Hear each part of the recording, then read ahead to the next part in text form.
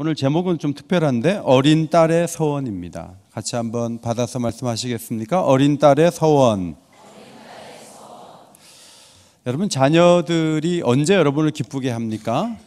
하라고 하는 것을 잘 할 때. 또 언제 기쁩니까? 하라고 한 것도 아닌데 뭔가 부모를 위해서 하면 이쁘잖아요. 민수기 28장 29장은 의무적인 제사 규례에 대한 말씀이고, 그 다음에 30장은 자발적인 서원 규례에 대한 말씀입니다. 그래서 하나님을 섬길 때 하라고 한 예배를 잘 드릴 뿐만 아니라 뭔가 삶에 감동이 왔을 때 하나님, 저 이렇게 해드리고 싶어요, 이런 생각을 가지고 뭔가를 고백하고 그걸 이행할 때 하나님이 기뻐하시는 거죠. 여러분이 아시는 다윗이 법궤 옮겨오라고 한 적이 없는데 법궤 옮겨왔어요. 성전 지으라고 한 적 없는데 성전 지으면 안 되냐고 하나님께 여쭤봤어요. 하나님이 다윗을 얼마나 기뻐했는지 모릅니다. 오늘 민수기 30장은 레위기 27장 서원 규례를 보충해서 주신 말씀인데, 여자아이가 결혼하기 전에 서원한 것이 있으면 아버지가 허락해야 유효하다, 그런 말씀이에요. 특별하죠. 그 다음 결혼한 다음에 남편이 그 얘기를 듣고 여보 서원 잘했네, 우리 같이 한번 이행해 봅시다, 그러면 그 서원은 살아있는 서원이 되지만 남편이 그게 말이라고 해? 그걸 혼자 결정했어? 안 돼, 이러면은 그 서원은 없는 것이 된다. 그래서 이 말씀을 우리가 잘못 보면 여성의 독립성을 철저하게 훼손하는 그런 말씀으로 볼 수 있지만, 잘 보면 이 말씀 속에 우리가 마음에 새겨야 될 중요한 규례가 있다는 것이죠. 첫째로 여호와께 서원하고 결심하며 서약하는 자녀를 키우라, 그런 자녀로 키우라, 이런 메시지가 이 말씀 속에 담겨 있습니다. 여러분, 서원을 어떻게 합니까? 옛날에 안 좋은 교회에서 어떻게 했냐면 부흥회합니다. 부흥회하고 찬송가 부르다가 찬송했다가 기도했다가 막 계속 그렇게 기도했다 찬송했다가 반복하다가 막 그냥 이제 건축이 얼마 안 남았는데 얼마 하실 분, 애들도 막 정신없이 다 써내고 막 해가지고 나중에 엄청나게 서원을 하고 약속을 하고 그런 경우가 있는데, 여러분, 서원은 꼭 그런 식으로 해서 되는 건 아니에요. 저 같은 경우에도 너무 아팠는데 하나님 기적처럼 저를 고쳐주셨을 때, 꼭 이루고 싶은 일이 있었는데 미루어졌는데 하나님이 이루게 해주셨을 때, 저도 모르게 하나님, 저 이렇게 하고 싶습니다, 이렇게 서원하거든요. 그런 경우가 얼마든지 있을 수가 있는데, 오늘 3절 말씀에 여자가 어려서 아버지 집에 있을 때 여호와께 서원하는 경우, 이것을 가정한 말씀이에요. 여자아이가 뭔가 서원을 한다는 거죠. 여자아이가. 여러분, 우리 교회 부목사님들, 사모님들이 계신데 뭐 여쭤보세요. 혹시 어릴 때 나는 교역자의 부인이 되겠습니다, 이런 생각을 하다가 지금 교역자의 부인이 된 것이 아닙니까? 저희 교회 여전사님이 3분이 계신데 그분들도 어릴 때 한 번쯤 하나님, 저 하나님 나라의 일을 일선에서 하고 싶은데 저를 받아주십시오, 이런 기도를 드리다가 교역자가 된 것은 아닌지. 하나님은 우리에게 의지를 주셔서 서원을 갖게 하시는데, 하나님은 가정하시기를 여자아이가 서원을 하고 스스로 결심하는 경우가 있다고 하자, 이렇게 말씀하시죠. 우리가 생각하기에 그런 말씀을 보면서 하나님은 김칫국을 드시는구나, 우리 애들 중에 여자아이가 누가 어린 나이에 무슨 서원을 해, 맨날 핸드폰 바꿔달라고 그렇게 조르기나 하지, 그 아이들이 무슨 철이 있고 신앙이 있어가지고 서원까지 해, 그런 애들은 없어, 이렇게 생각할지 모르지만 사실은 그렇지 않아요.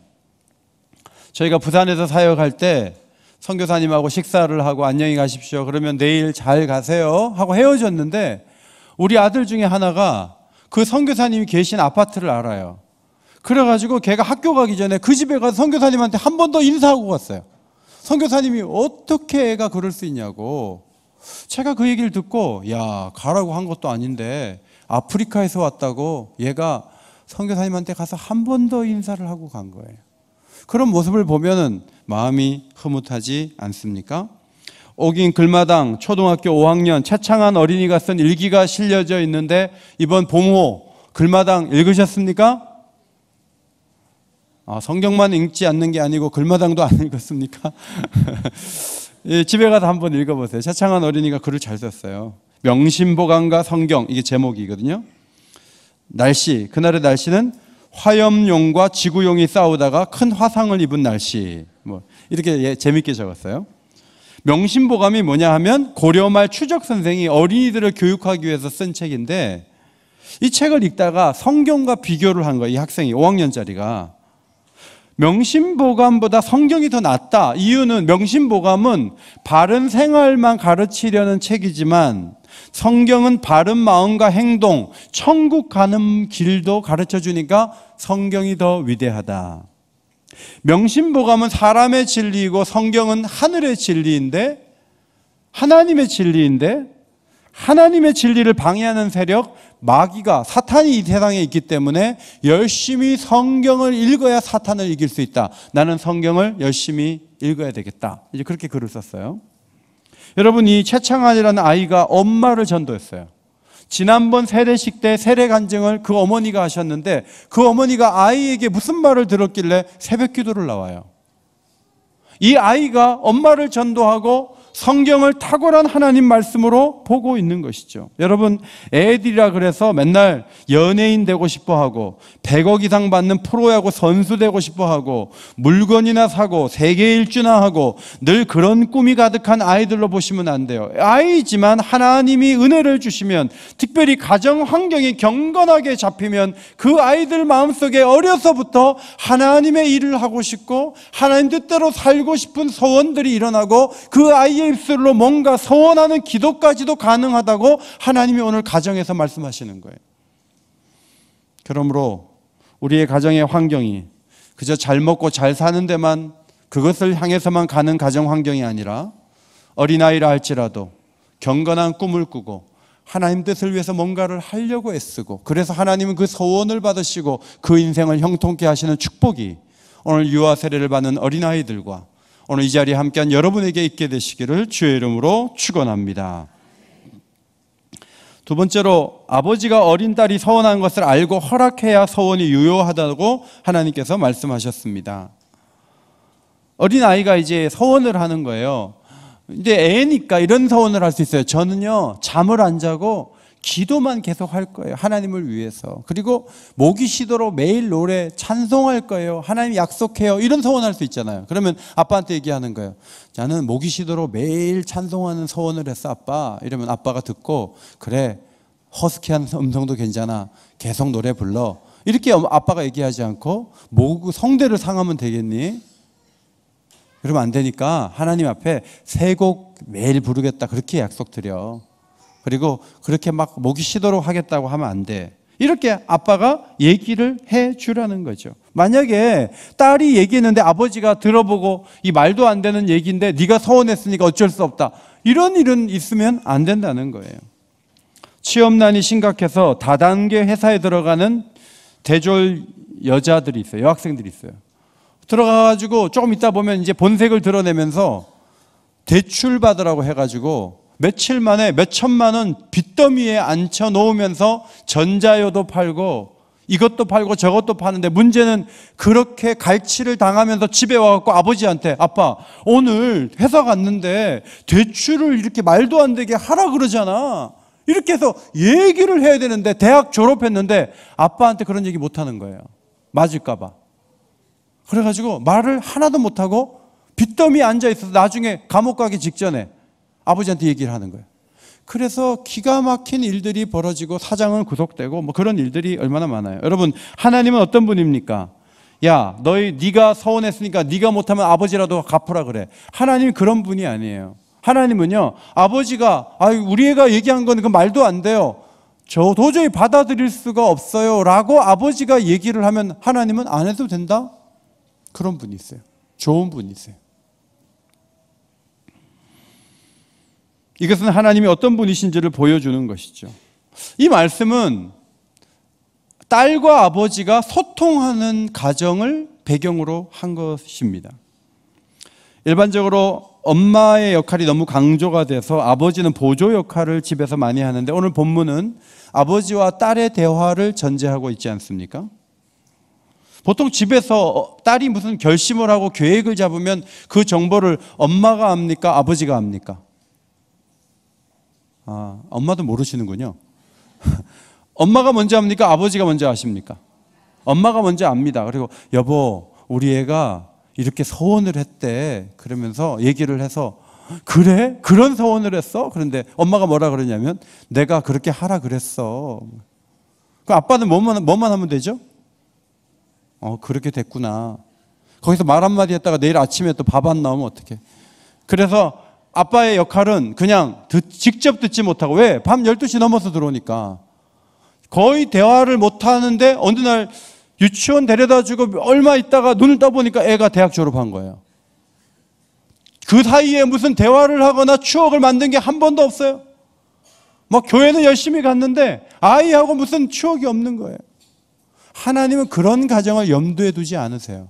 하나님은 중요한 어떤 생각을 하고 고민을 하면 아버지가 그걸 들어주고 그 고민이 합당한지에 대해서 말해주는 그런 가정을 하나님은 고려하고 계신 거죠.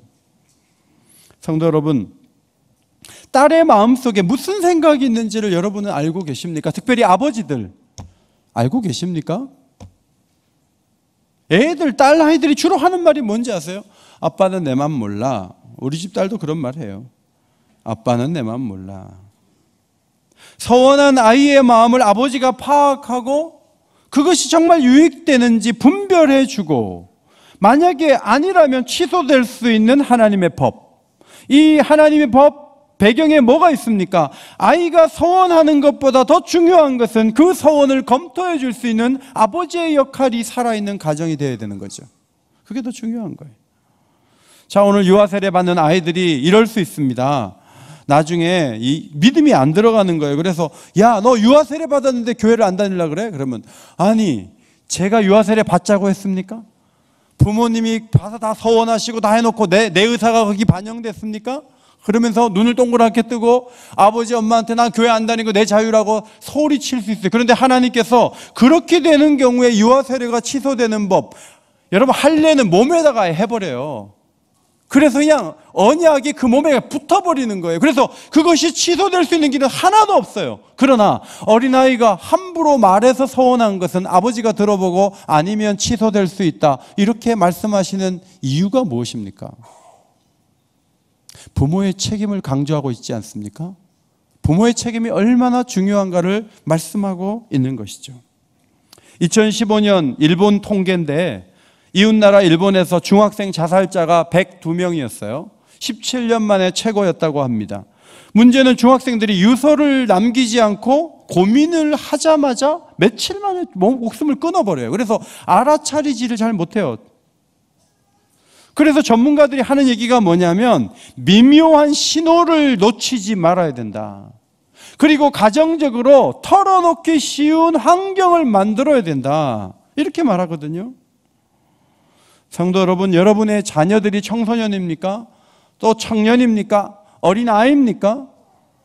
이야기를 들어주고 고민을 털어놓을 수 있는 가정 환경을 만드시기를 주의 이름으로 축원합니다. 그것이 안 되고 있다면 그 일을 위해서 노력해야 됩니다. 저희가 안식년 때 교회에서 시간을 주셔서 자동차를 운전하고 애들을 뒤에 태우고 이렇게 쭉 달리는데 계속 길을 달리니까 얘기를 좀 해야 되잖아요. 근데 이제 저희 안사람이 어렸을 때 아버지 사업이 어려워져 갖고 고생한 얘기를 이렇게 쭉 했어요. 근데 뒤에서 훌쩍거리는 거예요. 훌쩍거리는 거예요. 저도 운전을 하는데 제 아내가 고생한 얘기를 처음 들었어요. 그냥 운전을 하는데 막 눈물이 가득 고이는데 막 그따끔이 또 창피하잖아요. 그래가지고 그냥 눈물이 주르르.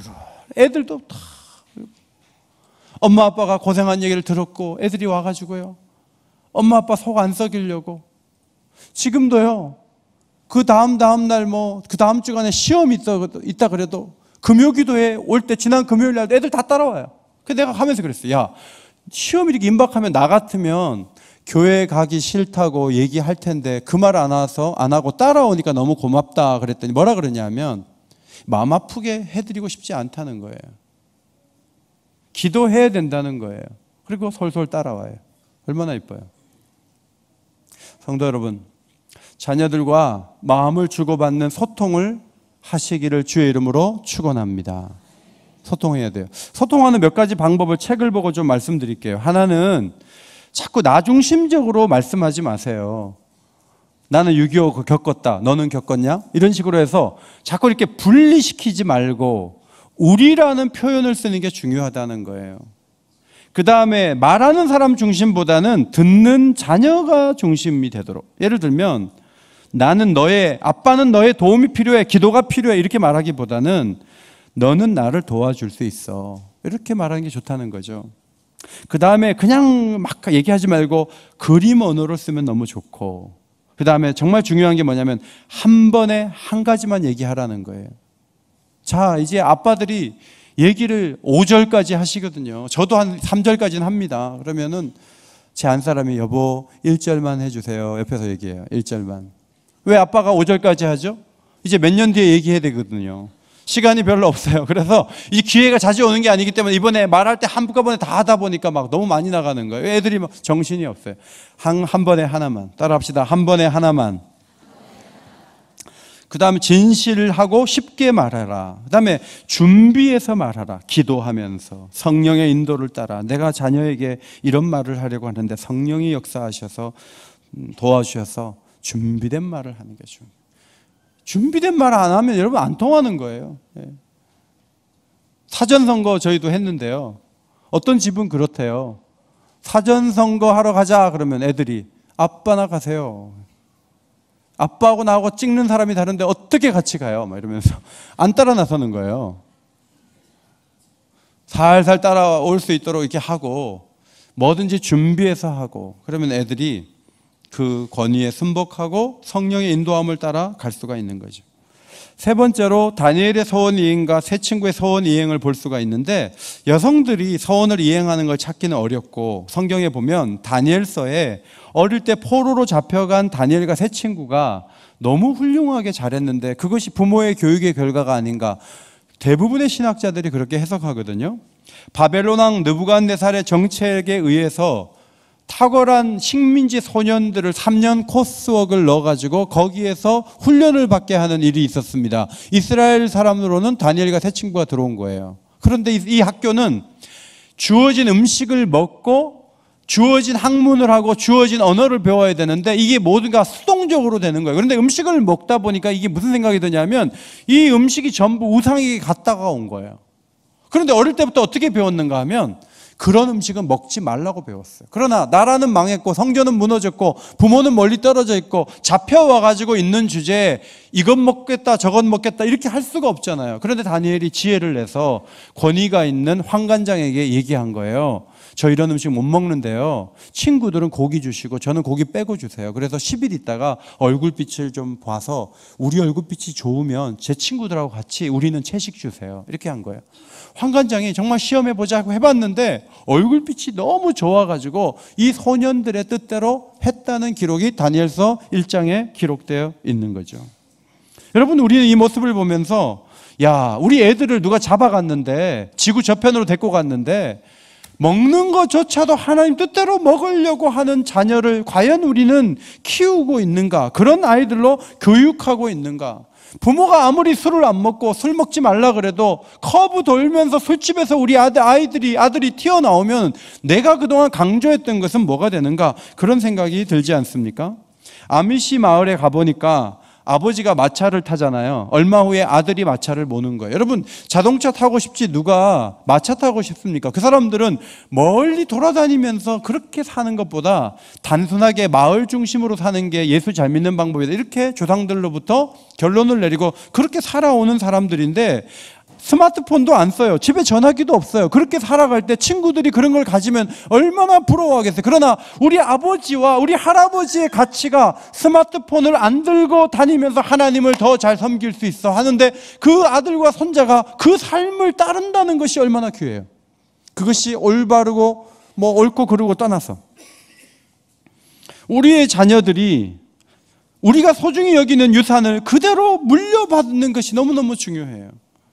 다니엘과 친구들이 얼마나 대단합니까? 포로로 잡혀왔어요. 성전이 무너졌어요. 이방 도시에 끌려왔어요. 말과 문화가 다른 곳에서 언어를 배우고 있어요. 남의 나라 학문을 강제적인 환경에서 배우고 있습니다. 그런데 우리가 이런 음식 먹어도 될까? 어떻게 하면 안 먹을 수 있을까? 그리고 시도하고 하나님의 도우심을 받는 거예요. 얼마나 귀합니까?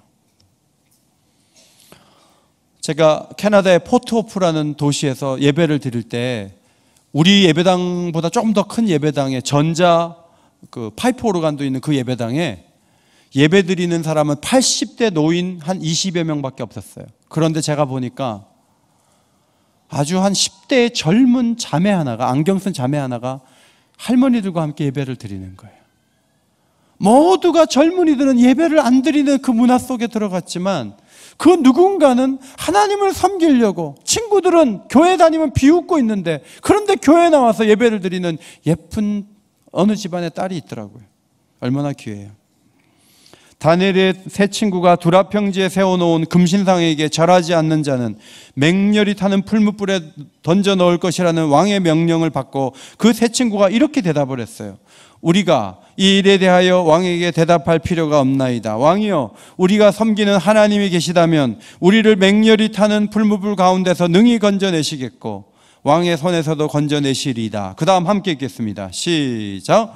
그렇게 하지 아니할지라도 왕이여, 우리가 왕의 신들을 섬기지 아니하고 왕이 세우신 그 신상에게 절하지도 아니할 줄을 아옵소서. 어떻게 이럴 수 있을까? 풀무불에 던진다, 죽인다 그래도 우리는 고개 한 번만 끄떡하면 되는데, 절 한 번만 하면 되는데 그거 못하겠다. 하나님이 살아계셔서 우리를 건지실 것이고 그렇게 하지 아니하실지라도 우리는 왕의 신들을 섬기지도 않고 왕이 세우신 신상에게 절하지도 아니할 줄을 아옵소서. 많은 신학자들은 어떻게 이 친구들이 이럴 수 있었을까? 부모 교육의 결과다, 그렇게 해석하는데 그 해석이 가장 좋은 해석이에요. 저와 여러분도 자녀들을 교육하지 않았습니까? 그런데 왜 그 교육이 끝난 다음에 우리 애들은 우리 말을 안 들으려고 하는 겁니까? 이유가 뭡니까? 어떤 목사님이 부산에서 일산으로 이사 오면서, 송기론 목사님입니다. 아이가 사투리 쓰는 것이 마음에 걸려서 아이의 장점, 약점, 행동, 특성 정리를 해서 선생님께 편지를 보냈는데 애가 자기 약점이 쓰여 있으니까 부끄러워서 선생님께 안 주고 줬다고 얘기했어요. 나중에 그게 드러나서 너 이리 와. 매 맞고 거짓말하지 않는 어린이가 될래? 아니면 매를 맞고 거짓말하지 않는 아이가 될래? 매를 안 맞고 거짓말하는 애가 될래? 이렇게 아빠가 물었어요. 그러니까 매 맞고 거짓말하지 않겠습니다. 매 가지고 와. 매를 막 때렸어요. 막 때리다 보니까 마음속에 양심이 있으니까, 야, 이건 뭐 애가 잘못한 게 내가 잘못 키워서 그런 건데 내가 맞아야 되는데, 그러면서 갑자기 딱 스탑을 하더니 송기론 목사님이 아들 보고 너를 잘못 키운 것은 내 잘못이니까 이번에는 네가 나를 때려라. 매를 애한테 준 거예요. 애가 나 아빠 못 때려요. 난 아빠 못 때리는데 안 때리면 죽을 줄 알았지. 그러니까 애가 겁이 나 안 죽으려고 아빠를 때리는데, 이게 자식이 아버지를 때리는 게 이게 자연스럽지가 않잖아요. 애가 때리다 울면서 뛰쳐나갔어요. 다시는 거짓말하지 않겠지 하고 그냥 끝난 걸로 알았는데 얼마 뒤에 부인이 얘기하는 거예요. 여보, 아들이 지금, 아이가 나는 아빠를 때린 자식이다, 이 죄책감 때문에 얼마나 마음 아파하지 아세요? 당신 어떻게 그렇게 하냐고 이게 얘기하는 거예요. 그 얘기를 듣고 송기론 목사님이 내가 진짜 뭐 교육 아닌 교육을 했구나, 이제 그 생각을 하는 거죠. 여러분, 매를 대고 안 대고가 중요한 게 아니에요. 정말 중요한 게 뭐냐면 사랑의 마음이 전달이 돼야 돼요. 사랑의 마음이 전달은 안 되고 그쵸, 뭐 교회 가고 안 가고 옳고 그런 얘기만 잔뜩 하고 듣기 싫은 얘기 1시간 내내 꿇어 앉혀갖고 해봐야, 걔네들이 자유로울 때는 아버지는 아버지 신앙 찾으세요, 나는 내 길 갈 테니까, 이렇게 나오는 거예요. 중요한 것은 아버지가 나를 정말 사랑하셨구나, 하나님이 나를 정말 사랑하시는 살아계신 분이구나, 그것을 애들이 인지하고 독립을 해야 될 거 아니에요. 상처만 안겨주고 돈 조금 더 받겠다고 주일도 안 지키고 자기 마음대로 가버리고. 여러분, 그러면은 내가 자녀를 잘 키운 겁니까? 다 그럴 수밖에 없다고 말하면 안 돼요. 왜냐하면 성경을 보면 생명을 걸고 하나님을 섬긴 사람들이 있어요. 그런 사람들이 눈앞에 있잖아요. 그러니까 우리 자녀들이 우리가 세상을 떠난 다음에는 하나님 앞에 나와서 예배하는 사람이 돼야 돼요. 만약에 그렇게 못한다면 우리 책임이에요. 오늘 유아 세례를 주는 이유는 그 일에 서약하라는 거예요. 그러면 본이 돼야 되겠죠. 그러면 아이들을 사랑으로 잘 가르쳐야 되겠죠. 말씀을 잘 가르쳐야 되겠죠. 아이가 돌이 되면 우유병을 알아본대. 먹을 거 알아보고요. 거울에 자기를 비치면 웃기도 하고, 아, 이게 나구나. 거울에서 자기를 인식하는 거예요. 두 돌이 되면 남자, 여자를 구분해요. 그래서 끼가 있는 남자애는 이때부터 여자애를 좋아해요. 여자애를 막 좋아해요. 그래서 영화부에 자꾸 가려고 그래. 그게 신앙이 좋아서 그런 게 아니고 거기 여자애들이 오기 때문에 애들이 막 올라 그럴 수도 있는 거예요. 책장을 한 장씩 넘기는 게 두 돌 지나면 한 장씩. 세 돌이 지나면 자기 나이를 말할 줄 알고 몇 살 그러면 이렇게 해요. 그 다음에 이름도 말해요. 누구라고 말하고, 크다, 작다 이런 말도 하고요. 1, 2, 3, 4, 5 이거 암기할 줄 알아요. 세 돌이 되면. 네 돌이 되면 앞, 뒤, 위, 아래 위치 개념이 생기는 거예요. 그리고 자기 경험을 말해요. 형이 때렸다 이렇게. 그 다음에 얘기를 듣고 추리하기도 해요. 추론도 한다고. 여러분, 그리고 나서 10년이 지나면 14살이 돼서 입교를 하잖아요. 그런데 하나님이 어디 계신지를 모르면요, 부모 책임이에요. 4살이면 하나님께서 앞, 뒤, 옆을 구분하게 하셨어요. 그런데 14살이 됐는데 하나님이 어디 계신지 몰라. 다윗이 말하죠. 항상 하나님을 내 앞에 모시며. 14살이면 하나님이 내 곁에 계시고 주님이 내 안에 계신 것을 충분히 인지할 수 있는 나이가 돼요.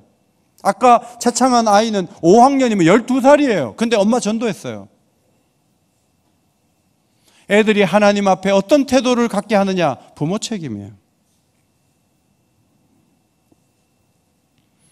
여러분, 자녀들이 세상에 어디 갖다 놔도 생명을 걸고 주의를 지키고 정직한 11조를 드리고 하나님 뜻대로 살지 않는다면 여러분들의 삶에 무슨 문제가 있다는 거죠. 그거를 우리가 되돌아봐야 돼요. 풀러 신학교에서 공부를 할 때 목사님 한 분이 5,000명 목회를 하는 목사님이 한 번씩 오셔서 일주일 동안 인텐시브 코스에서 강의를 하세요. 유명한 분이세요. 리더십 강의를 했는데 너무 강의를 잘하시는데 마지막 날 자기 얘기를 하는 거예요. 우리 아이 중에 하나가 마약을 했습니다. 경찰에 검거가 되어서 교도소에 갔다가 얼마 전에 출소를 했는데 지금도 교회는 나오지 않습니다. 여러분, 저를 위해서 기도해 주시고 우리 아들 기억나면 여러분 기도해 주십시오. 미국 목사님이 그 부탁을 하더라고요.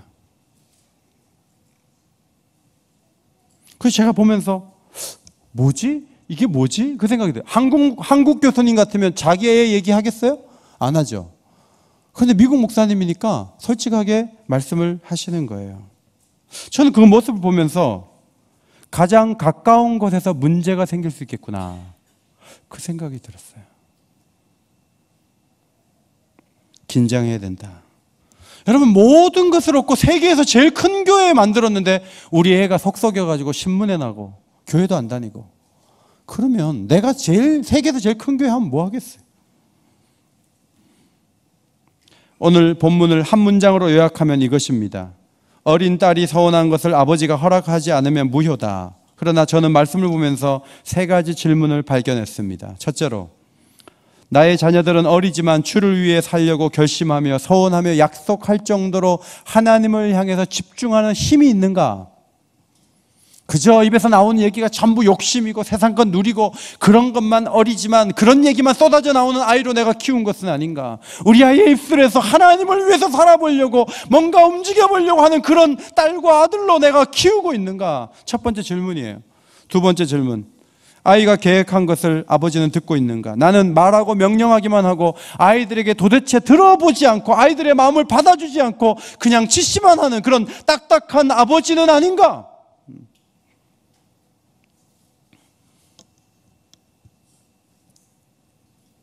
아이의 고문을 들어주고 아이의 짐을 덜어내주는 아버지가 되어야 되지 않겠는가? 세 번째, 나의 자녀들은 다니엘과 새 친구처럼 세상 어디에 갖다 놔도 신앙교육을 받은 대로 살아갈 준비가 되어 있는가? 하나님과의 그 신의를 지킬 수 있는가? 오늘 우리 교회 유한수 집사님이 오셨어요. 우리 박경영 권사님의 장남이세요. 우리 박경영 권사님께서 평생을 기도하셨어요. 유한수 집사님을 위해서, 아드님을 위해서. 둘째 아드님은 선교사로 나가셔서 목숨을 바쳐서 일을 하셨고, 유한수 집사님뿐만 아니라 자손들이 하나도 빠짐없이 할머니의 기도대로 하나님의 은총을 받은 자로서 신의를 가지고, 살아계신 하나님인데 하나님이 계신지 안 계신지도 모르고 앞에 계신지 뒤에 계신지도 모르고 모든 종교는 비슷하거나 똑같다고 생각한다면 그것은 올바른 생각이 아니죠. 하나님을 뜨겁게 섬기는 그런 가문을 이루시는 것이 우리 권사님의 기도를 이루어드리는 방법이 아닐까 싶습니다. 성도 여러분, 자녀들이 다 자라서 목사님 이제는 교육이 끝났어요, 이제 내 말 안 들어요, 어떻게 할 수가 없어요. 그렇게 여러분 포기하면 어떻게 해요?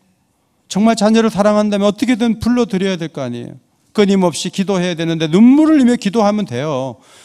어거스틴도 그렇게 방황할 때 어머니가 계속 울면서 기도하니까 그 아들이 돌아와서 5세기의 가장 위대한 신학자가 된 거예요. 그러니까 다 컸으니까 어떻게 할 수 없다 그러면 안 돼요. 계속 기도해야 돼요. 새벽 기도해야 돼요. 나와서 기도해야 돼요. 자녀가 교회를 안 다니는데 어떻게 새벽 기도를 안 나와요? 나와서 기도해야 될 거 아니에요. 눈물 흘리면서. 그럼 하나님이 안 들으시겠어요? 엄마가 포기했다면 누가 그 자녀의 신앙을 세워주겠어요? 방법을 알려드릴게요. 집에 가셔서 편지를 쓰세요. 쓸 때 볼펜으로 쓰지 마시고 사인펜으로 써요. 네가 나에게 10,000,000금을 주는 것보다 네가 주의를 지키는 걸 나는 더 원한다. 엄마는, 아빠는 너를 위해, 너의 신앙 회복을 위해 기도하고 또 기도한다. 그리고 막 울면서 쓰면 좋은데 눈물이 안 나잖아요. 주보로 눈을 찔러. 그래갖고 눈물을 좀 받아요. 받아가지고 사인펜이잖아요. 이게 퍼지게 나가게. 퍼져나가게. 그래갖고 줘요. 어버이날 꽃 달아줄 때 이거 좀 읽어라. 그리고 줘요. 말을 길게 하는 게 소용이 없어요. 애가 이렇게 읽다가 밑에 엄마의 눈물 자국, 아빠의 눈물 자국, 콧물 자국이 보이잖아요. 그런데도 그 자녀가 교회를 안 나온다고요? 그런 자녀는 없어요. 문제는 부모님이 충분히 울지 않는 거예요. 그리고 기도하다가 마는 거예요. 포기하는 거예요. 그러면 안 돼요. 하나님 앞에 세우려고 끝까지 노력하세요. 그리고 결국은 어거스틴의 어머니 모니카처럼 위대한 아들로, 위대한 자손들로 세워갈 수 있는 주의 백성들이 되시기를 예수의 이름으로 축원합니다. 축원합니다.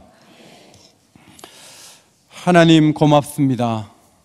유아 세례식이 있는 이 귀한 날, 어린 딸의 소원이라는 제목의 말씀을 저희가 함께 나누었습니다. 아이가 죽으려고 하는지 무슨 서원을 했는지 아버지들은 바빠서 도무지 듣지 못하는 우리 사회 환경 속에서 이 말씀을 읽으며 소통하는 가정을 하나님께서 염두에 두셨구나, 저희들이 깨닫게 됩니다. 우리 모두가 자녀들을 주 앞에 더 잘 세울 수 있는 신실한 부모님들 되게 하시고, 우리가 드리는 이 예배의 자리에 자녀 손들이 다 앉게 하시고 기도하게 하셔서 신앙의 대를 이어갈 수 있는 믿음의 명문 가문이 다 될 수 있도록 하나님 역사하여 주옵소서. 은혜 주시기를 간구하오며 예수님의 이름으로 기도하옵나이다. 아멘.